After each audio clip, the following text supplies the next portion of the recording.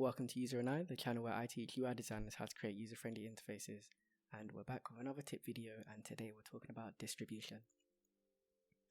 So I'm going to draw circles.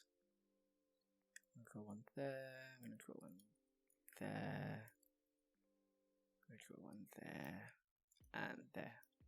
So if we select all of these, we see two options highlighted to the left of our alignment buttons, and this one is distributing your layers horizontally, which will take the distance between your shapes and evenly distribute them.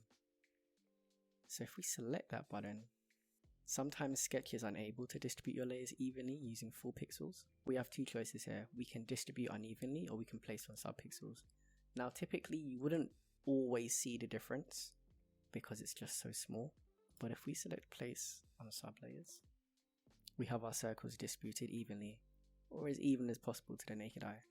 Now if we do that again, but we distribute unevenly, again I can't really see the difference. I'm guessing that one's just a little bit smaller, but it does what it says on the tin.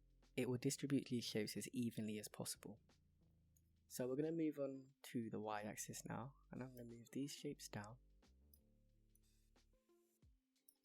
And what I'm also going to do is center align them, move them into the middle of our screen just so it's center stage, and I'm going to choose to distribute the layers vertically.